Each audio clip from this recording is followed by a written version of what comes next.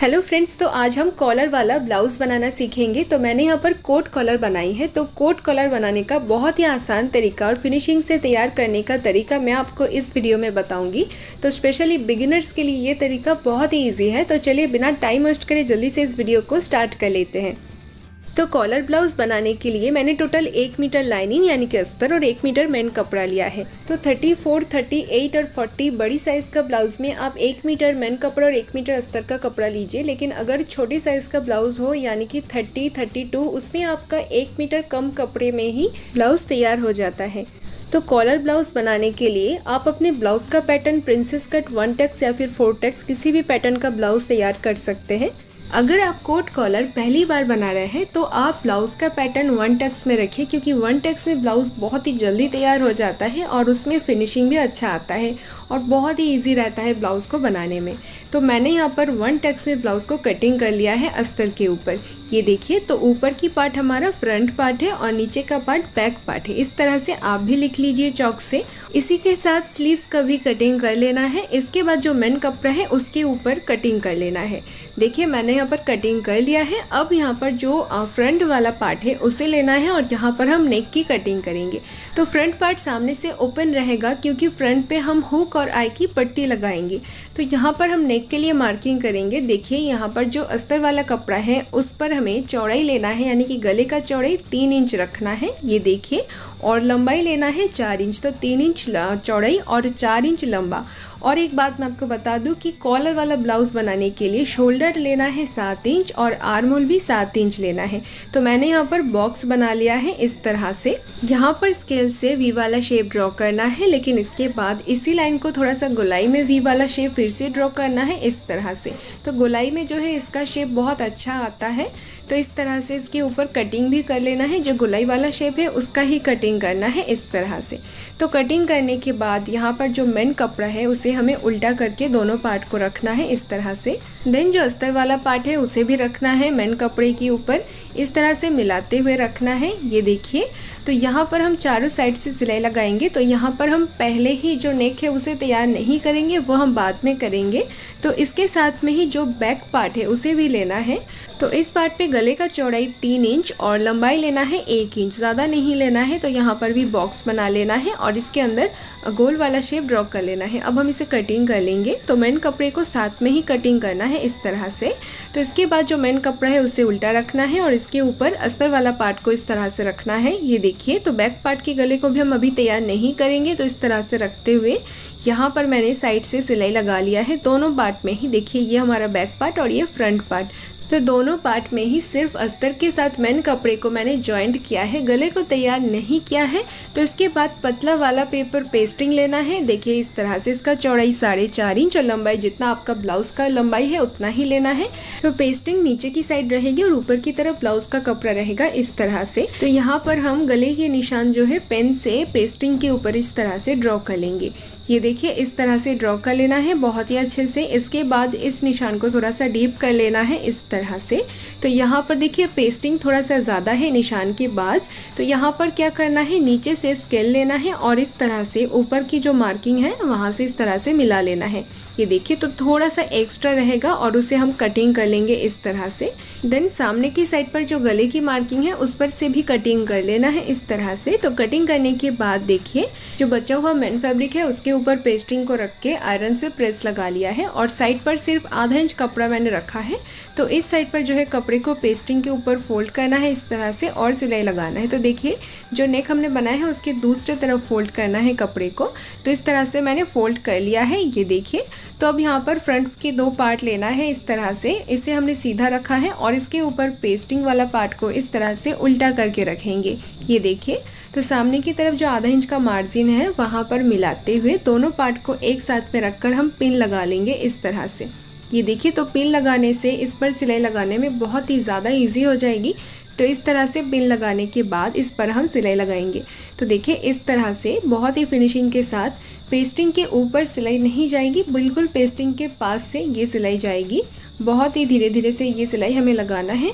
तो यहाँ पर पेस्टिंग लगाने से इसमें फिनिशिंग बहुत अच्छा आ जाती है। देखिए इस तरह से हम सिलाई लगा लेंगे।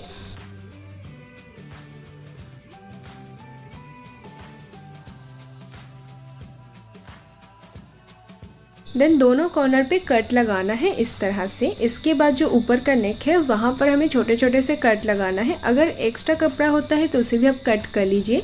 इस तरह से ऊपर के नेक पर दोनों साइड पर कट लगाना है सिलाई वाली लाइन को छोड़कर। तो कट लगाने के बाद इस पार्ट को हम इस तरह से फोल्ड कर लेंगे। ये देखिए, तो जो कॉर्नर आएगी उसमें आप किसी भी नोक वाली चीज़ से यहाँ पर कॉर्नर को निकाल लें और इसके ऊपर आयरन से प्रेस भी लगा लें, जिसमें दोनों पार्ट अच्छे से तैयार हो जाएगी। तो यहाँ के कपड़े को अगर हम सामने की तरफ ऐसे फोल्ड कर लेते हैं तो कॉलर के नीचे का जो पैटर्न था वो इस तरह से ही तैयार हो जाता है। देखिए यहाँ पर, तो ये मैं आपको बाद में बताऊंगी अच्छे से कि कैसे करना है। तो पहले जो बैक पार्ट है वो इसके ऊपर इस तरह से रखना है सीधी वाली साइड मिलाते हुए, और यहाँ पर शोल्डर जॉइंट कर लेना है पहले। तो शोल्डर जॉइंट मैंने कर लिया है। अब यहाँ पर सामने की पार्ट को इस तरह से पकड़ना है और इसे ऐसे रखना है। अब यहाँ पर 2 इंच इस तरह से निशान लगाना है। 2 इंच पर दोनों साइड पर निशान लगाना है इस तरह से। ये देखिए, फ्रंट पार्ट की साइड पर मैं निशान लगाई है। तो अब इस साइड से इंची टेप को ऐसे रखना है और यहाँ से एक मेजरमेंट निकालना है। तो मेरा आ रहा है 7 इंच। तो जितना भी आएगा उसे डबल कर लेना है। तो 7 इंच का डबल होता है 14 इंच। तो 14 इंच का हमें कॉलर कटिंग करना है। ग्लू वाला पेपर पेस्टिंग लेना है। पेस्टिंग को डबल फोल्ड करके रखना है। अपने साइड पर जॉइंट वाला साइड और दूसरी तरफ ओपन वाला साइड रखना है। एक साइड से 7 इंच पर निशान लगाना है, जितना भी आपका मेजरमेंट निकलेगा। और फिर कॉलर का चौड़ाई लेना है 3.5 इंच। आप चाहे तो 4 इंच भी ले सकते हैं। दोनों तरफ निशान लगाई है। अब दोनों निशान को स्केल से मिला लेना है इस तरह से। अब देखिए, जो दूसरी साइड है ओपन वाला साइड, वहाँ पर ऊपर की तरफ 1 इंच पर निशान लगाना है और नीचे से ऊपर की तरफ 1 इंच पर निशान लगाना है। ये देखिए, दोनों निशान लगाई है। अब देखिए, नीचे की जो मार्किंग है वहाँ से एक लाइन ड्रॉ करना है जॉइंट वाला साइड की तरफ। इस तरह से लाइन मैंने ड्रॉ कर लिया है। ऊपर का जो 1 इंच का मार्किंग है वहाँ से इस तरह से ऊपर की लाइन के साथ मिलाना है। तो अब कॉलर की लंबाई मेरा 14 इंच था, उसका आधा होगी 7 इंच। तो नीचे की लाइन पर 7 इंच पर हम इस तरीके से निशान लगाएंगे और ऊपर से हम 7 इंच वाला मार्किंग पर इस तरह से तिरछा में लाइन को मिला देंगे। देखिए इस तरह से। तो गलती से ये मेरा कटिंग का रिकॉर्ड नहीं हो पाया है, तो मैंने यहाँ पर कटिंग कर लिया है। ये देखिए, कटिंग करने के बाद ये इस तरह से रहेगा। तो यहाँ पर हम एक्स्ट्रा कपड़े को कटिंग करेंगे। तो कपड़े की रॉन्ग साइड पर पेस्टिंग को रखना है और आयरन से प्रेस लगा लेना है। तो प्रेस लगाने के बाद साइड से सिर्फ आधा इंच कपड़ा रखना है, एक्स्ट्रा कपड़े को कट कर लेना है। अब कॉलर की जो नीचे की साइड है, ये हमारी नीचे की साइड है। तो यहाँ पर जो कपड़ा है उसे हम पेस्टिंग के ऊपर ही फोल्ड करेंगे इस तरह से और सिलाई लगाएंगे। उसके बाद एक और कपड़ा लेंगे जिसको बिल्कुल सीधा रखेंगे और उसके ऊपर इस पैटर्न को रखेंगे और यहाँ पर सिलाई लगाएंगे। चलिए मैं आपको सिलाई लगाकर बताती हूँ कि कैसे कॉलर तैयार करना है। तो ये हम नॉर्मली इसी तरीके से बहुत टाइप के कॉलर बनाते हैं। तो इस तरह से पहले हम नीचे फोल्ड करके सिलाई लगा लेंगे इस तरह से। देन दूसरा कपड़ा लेंगे, उसे बिल्कुल सीधा रखेंगे और उसके ऊपर पेस्टिंग वाला पार्ट इस तरह से रखेंगे। ये देखिए, तो यहाँ पर हम सिलाई लगाएंगे। लेकिन देखिए, यहाँ पर जो नीचे की साइड है वहाँ पर सिलाई नहीं लगाना है, सिर्फ साइड से सिलाई जाएगा इस तरह से। तो पेस्टिंग के ऊपर सिलाई नहीं जाएगी, बिल्कुल पेस्टिंग के पास से सिलाई जाएगी। तो देखिए इस तरह से। तो अगर आपने इसी तरह से कोई भी कॉलर बनाए हैं तो आपको पता होगा कि सिर्फ एक साइड खुला हुआ रहता है और वहाँ से ही हम कॉलर को अटैच करते हैं ब्लाउज या फिर कुर्ती के साथ। तो इस तरह से जो है मैंने सिलाई लगा लिया है। ये देखिए, यहाँ पर सिलाई लगाने के बाद यहाँ पर हम एक्स्ट्रा कपड़े को कट कर लेंगे। लेकिन जो नीचे की साइड है, जो एक साइड फोल्ड किया हुआ है, दूसरे साइड पर आधा इंच कपड़ा रखना है इस तरह से।